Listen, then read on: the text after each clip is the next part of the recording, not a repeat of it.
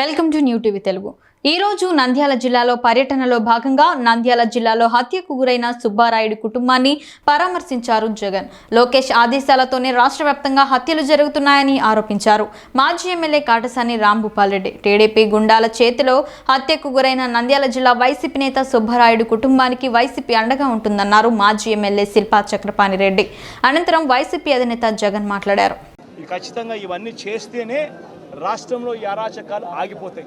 లేదనేటట్టుగా అయితే ఇదే ఎమ్మెల్యే, స్థానిక ఎమ్మెల్యే, ఇదే బుడ్డా రాజశేఖర రెడ్డి తాను ఆ వీడియో క్లిప్పింగ్ ఇదే తాను ఆత్మకూరులో విజయోత్సవ సభ అని చెప్పి మీటింగ్ పెట్టి ఇదే బుడ్డా రాజశేఖర రెడ్డి అనే వ్యక్తి, ఇదే స్థానిక ఎమ్మెల్యే మాట్లాడిన మాటలు ఒకసారి ప్రతి మీడియా ఛానల్కు నేను చెప్తా ఉన్నా, ఆ టెలికాస్ట్ చేయండి. మీ వీడియో ఛానల్, మీ టీవీ ఛానళ్ళల్లో, మీ యూట్యూబ్ ఛానళ్ళల్లో ఖచ్చితంగా ఇది టెలికాస్ట్ కూడా చేయండి.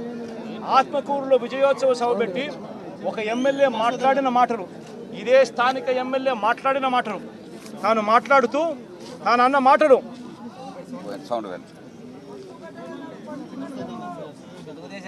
మోసం దేశం పచ్చబిల్లలు ఇచ్చి అందరిని చంపమని పంపించాలి.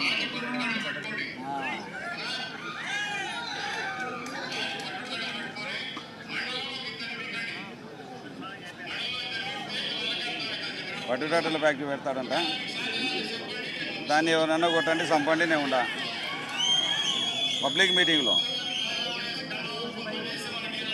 పైకి ఎంత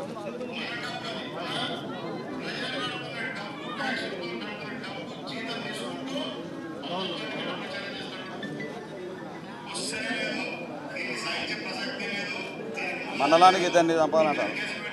మండలానికి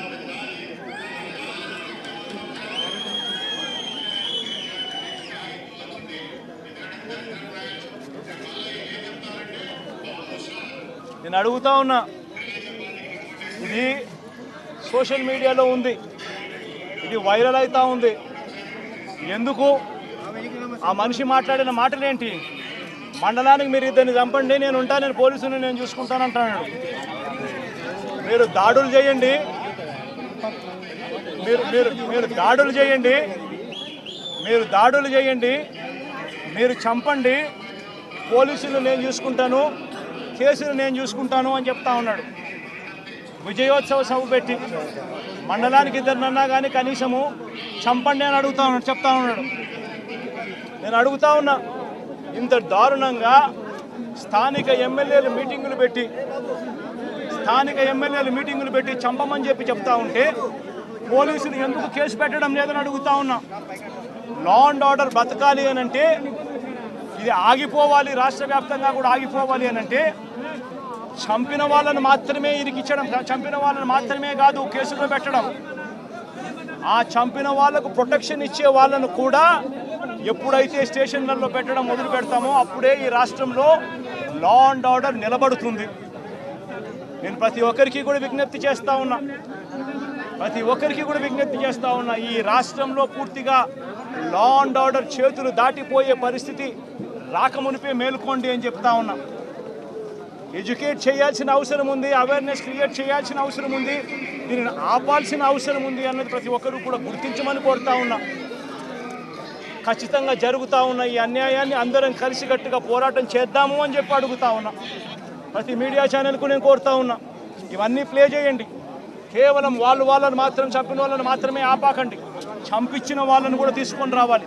ఈ చంపించిన వాళ్లకు సపోర్ట్ చేస్తూ ఉన్న ఈ నారా లోకేష్ అనే వ్యక్తి, ఈ చంద్రబాబు నాయుడు అనే వ్యక్తిని కూడా ముద్దాయిలుగా చేరిస్తే తప్ప నుంచి ఈ రాష్ట్రంలో లా అండ్ ఆర్డర్ బతకదు అని కూడా ఈ సందర్భంగా తెలియజేస్తా ఉన్నా.